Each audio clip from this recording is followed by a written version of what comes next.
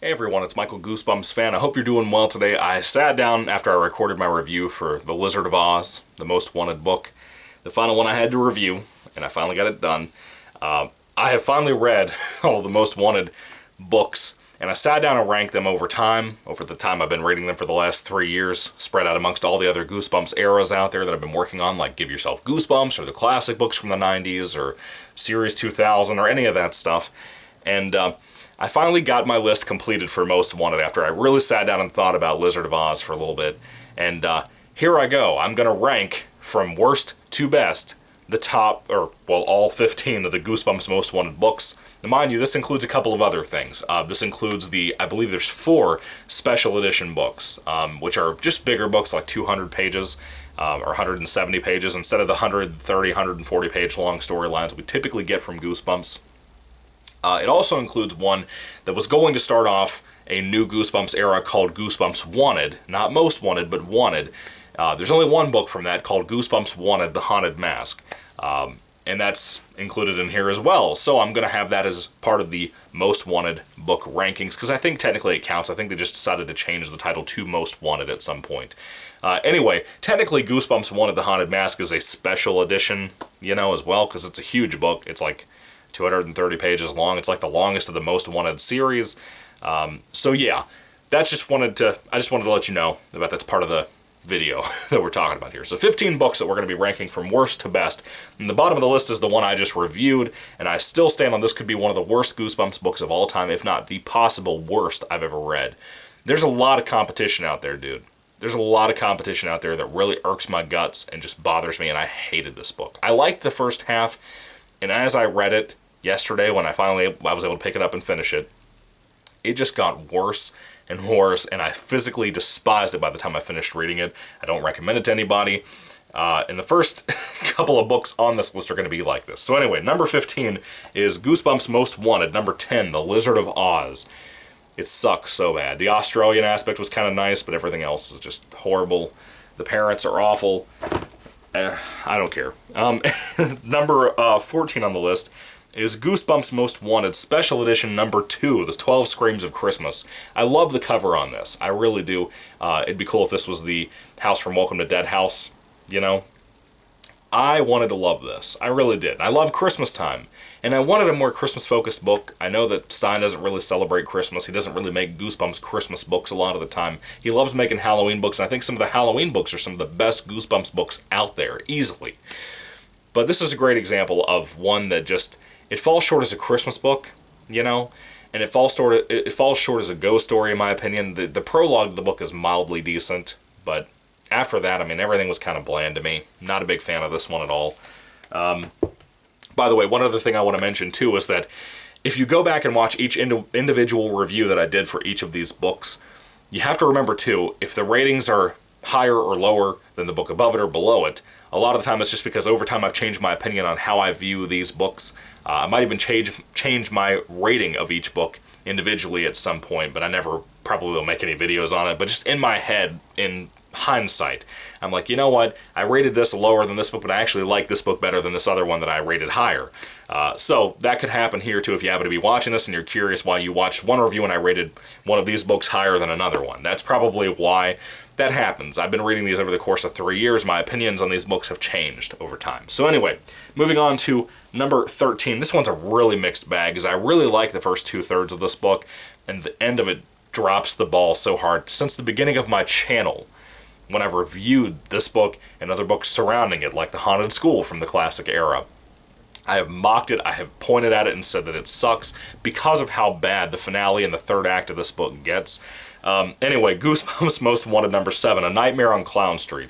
This is a favorite amongst the newer, younger Goosebumps fans, and I get it. It's a really cool read. It's the first time we've ever really had, we've had Give Yourself Goosebumps books and stuff that focus on life in a circus, but we never really had like a book to my knowledge, or from my memory, whatever, of a book like this where you're actually reading about a main character going to be part of a circus.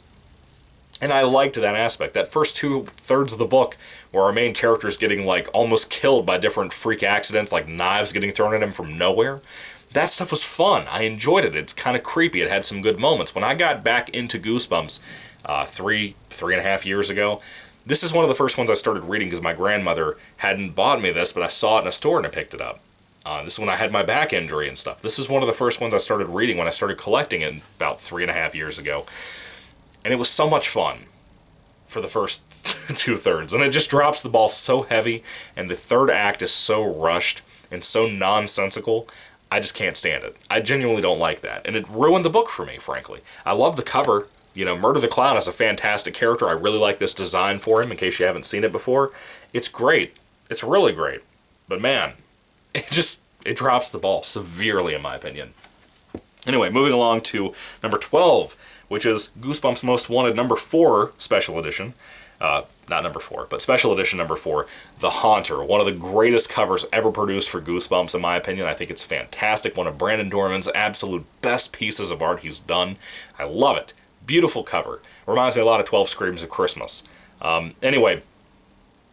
So this book is very mild too. It starts off a little weird with the prologue, and then it cuts back to what happened. It's kind of a ghost hunting story for like the first half of the book, and I like that. That was cool. I used to be a big fan of like the Ghost Hunters TV show and Ghost Adventures and all that when I was growing up, and I still watch it here and there just to make fun of it, you know, because I have old nostalgic memories for that because I'm old now, and those kinds of stories get to me. But the other half of this book is more comedic focused, and it literally takes a toll because the book starts off kind of eerie and kind of creepy with some spookier stuff happening.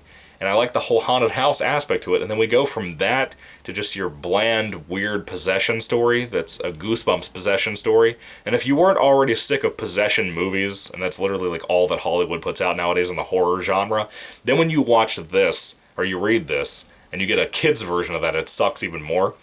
Is you can only do so much, and it really, really falls apart, dude. I'm very sad about how badly that fell apart. Anyway, number 11. This is one that I thought I would rank lower, but then I read some more Goosebumps books, like The Wizard of Oz, and I thought there was no way a lot of these could stoop to how bad this one gets. But over time, I kind of came to grips that this was not as bad as the other ones below it, in my opinion, or at least it wasn't as lackluster. Now, I made a big old rant video about this one. I got a lot of views on that one, too. This one is one that's mildly popular, again, amongst younger readers who are newer to Goosebumps from the last 10 years or so. Myself, I'm not a fan of it. Somehow this is still being sold in Barnes & Noble. I'm pretty sure it's because of the name of the cover, because it's a very popular name, if not the modern-day mascot for Goosebumps. That would be... my number 11 pick would be Goosebumps Most Wanted number 2, Son of Slappy. Don't let this cover fool you. This cover is not what this book is about. It's not. I would have paid for this book. I got this as a gift from my sweet grandmother before she passed away. This cover is a lie. The book itself is dull and stupid. It's not fun. It's not funny. I don't remember liking almost anything from the book. I don't remember most about it, but I remember what I do remember about it I hate, frankly. So it's a bad one. I really love the cover, too. I love that red tint. I love the 2 Slappy dolls, and I wish this book was actually what the cover depicts. And Goosebumps has always had this issue, especially in the Brandon Dorman Most Wanted era and the Horrorland era. We've had an issue with covers either being completely nonsensical or being stuff like this, just a straight-out lie. Frankensteins Dog, another Most Wanted book, is a great example of a straight-out lie from the cover that just does not happen in the book, period. But here you go. Number 11, I think is what I said? Yeah. So this is a really lackluster one. Probably one of the worst Slappy books out there, in my opinion. I know a lot of people put that up on like Ghost of Slappy and different ones from the Slappy World series.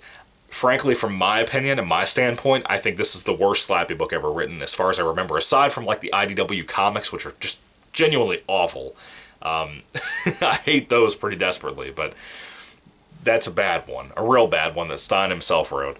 Anyway, moving along to number 10, Goosebumps Most Wanted number 8, Night of the Puppet People. I was with this most of the book. I like most things about this book. I like the puppet aspect. It could have just been another Slappy book. I know people like Goosebumps Completionist have said that.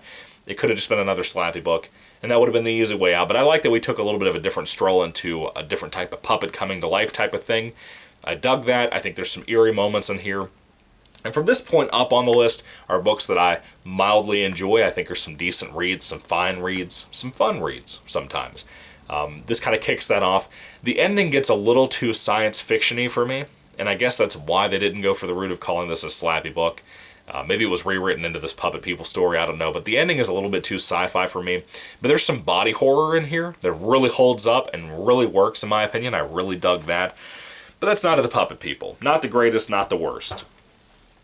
We have number 9 here, Goosebumps Most Wanted, number 1 of the actual Most Wanted books, Planet of the Lawn Gnomes. Yes, a Revenge of the Lawn Gnomes sequel? Not directly, but one of those types of Goosebumps sequels where it doesn't really tie into the previous book. You know how Slappy keeps coming back all the time? We don't know how, because he keeps getting destroyed every single book, pretty much.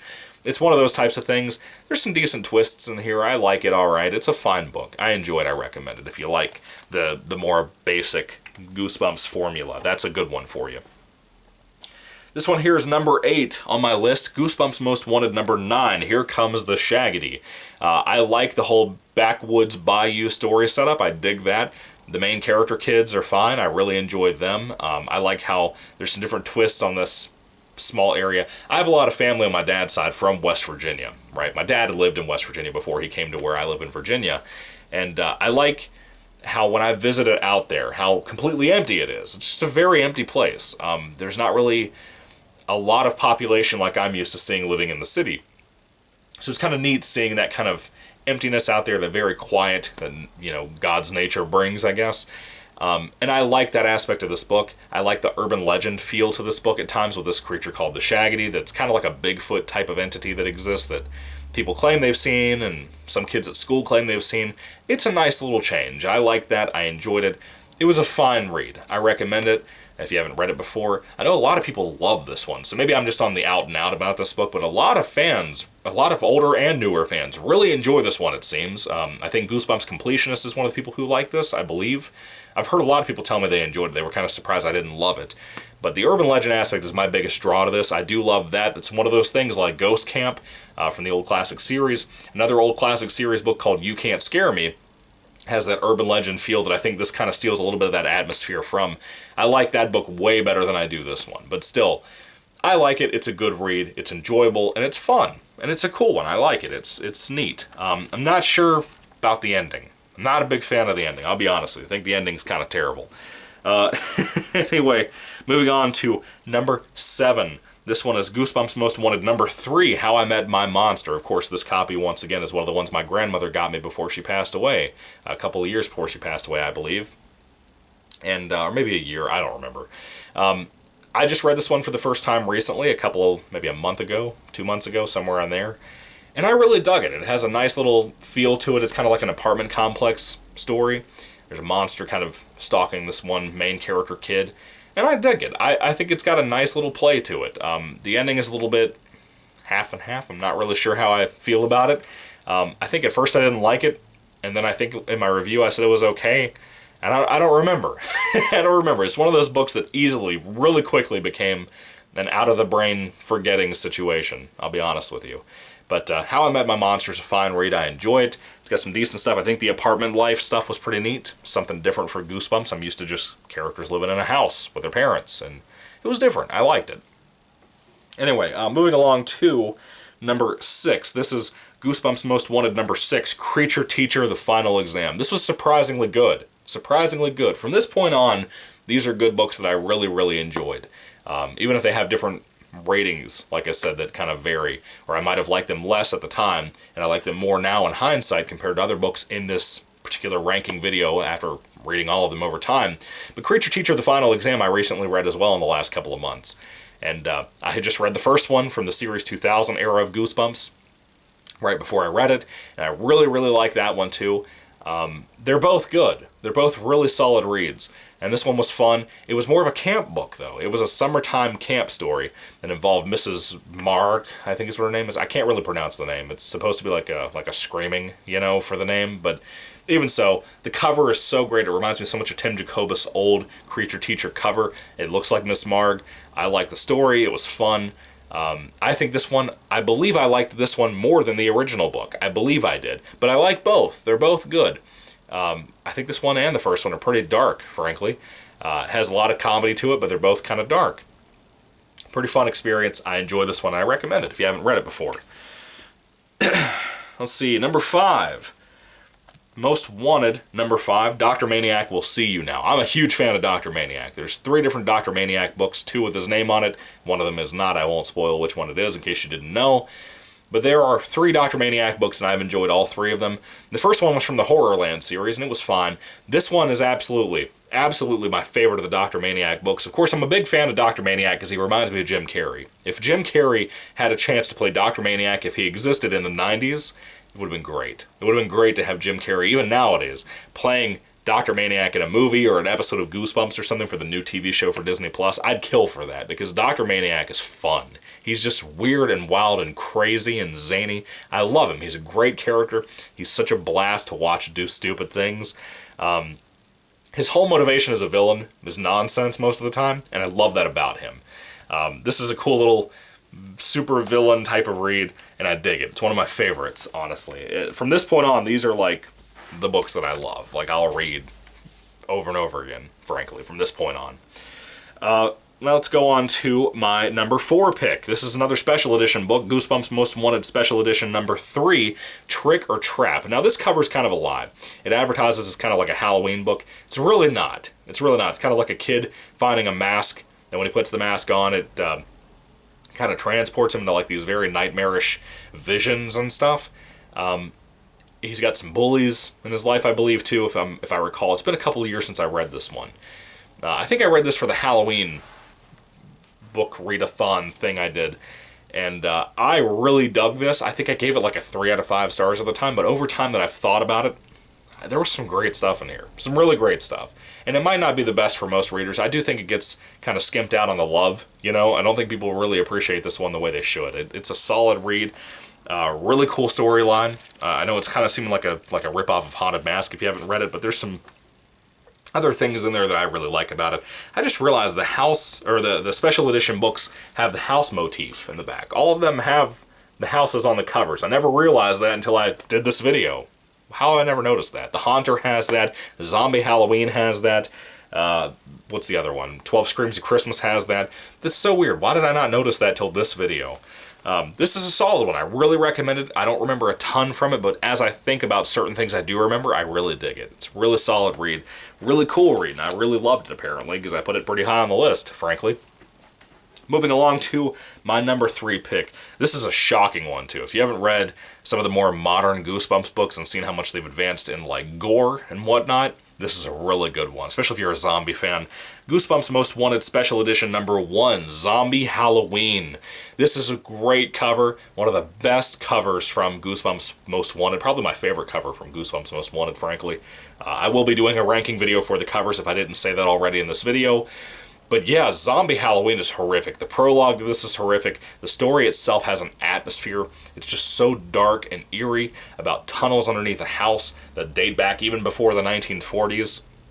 And there's possibly zombies down there, and it leads off to somewhere that's pretty horrific.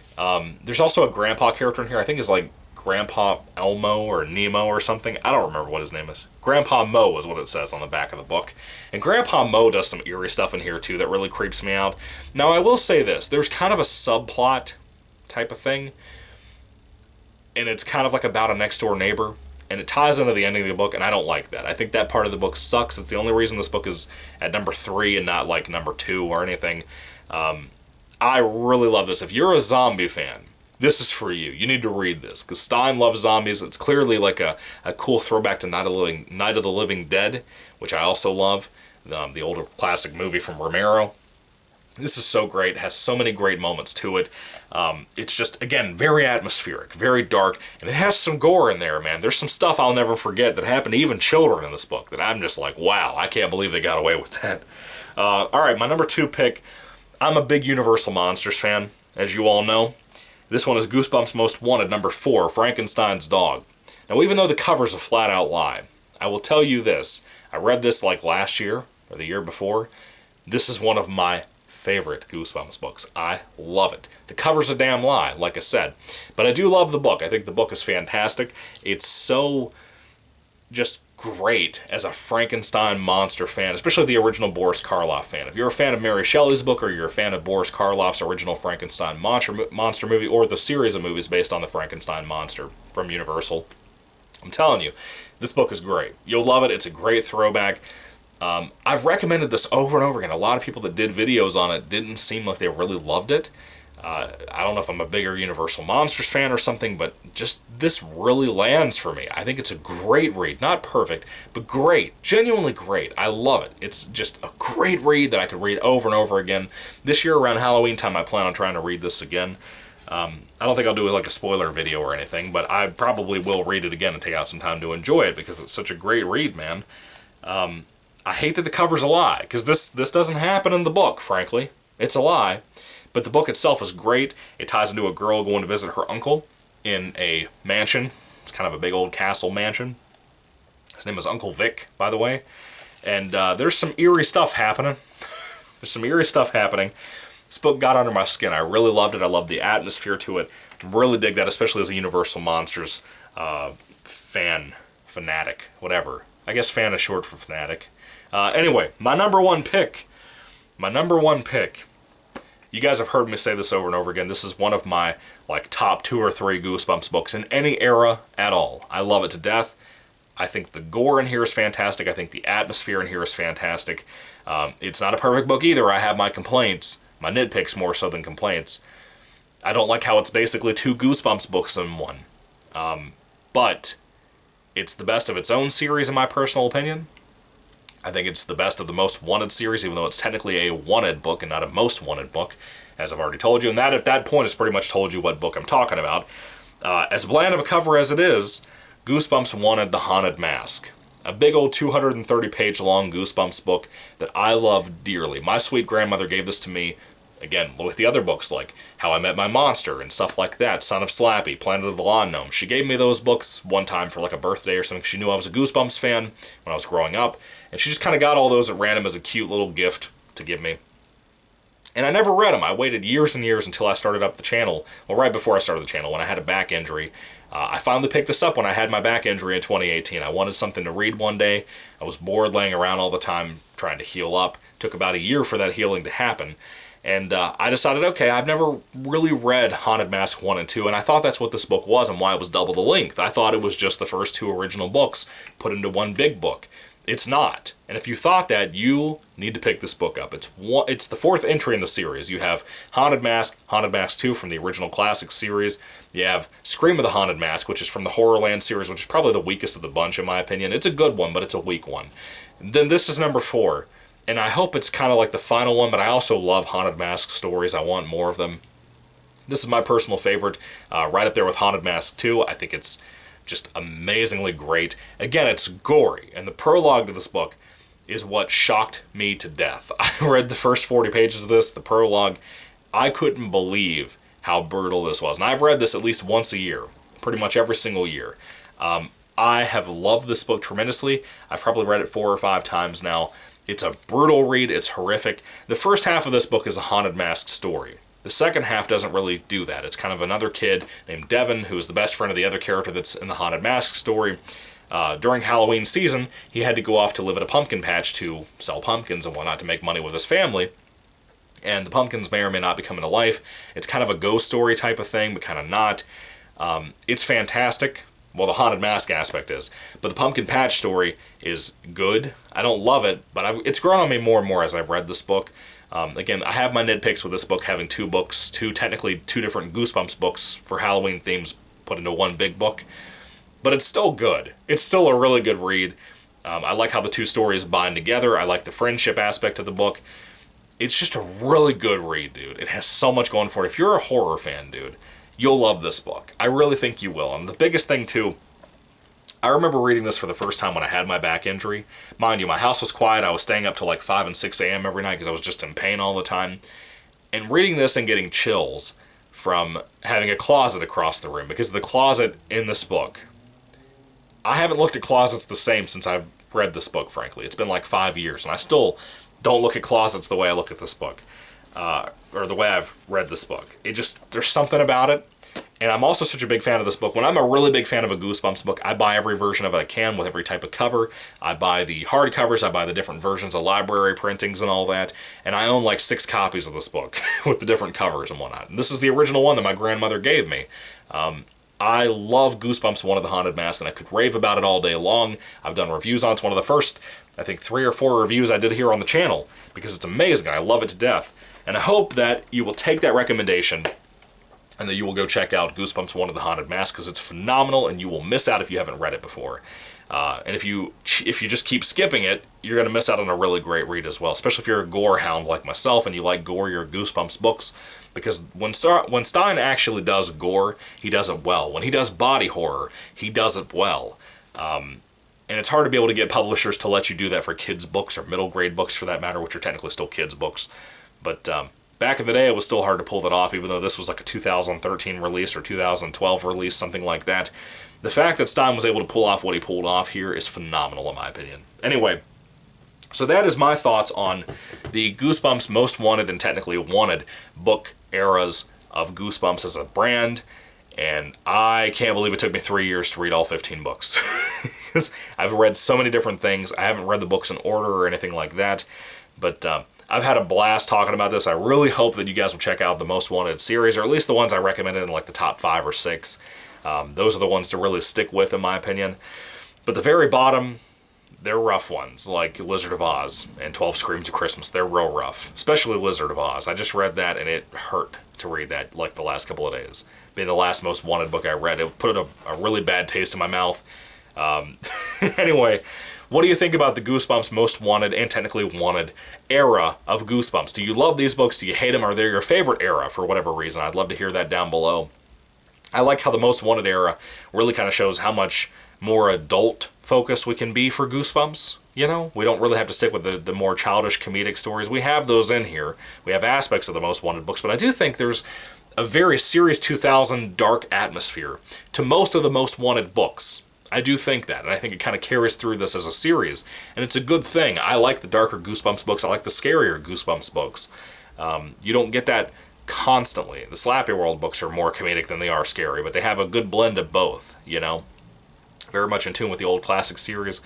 But anyway, what are your thoughts on the Most Wanted books? What's your favorite? What's your worst? Rank them all down in the comment section if you want to, or make a video response to it or something. I'll watch that. Just let me know about it down in the comments, and I'll look it up if I'm not already subscribed to you.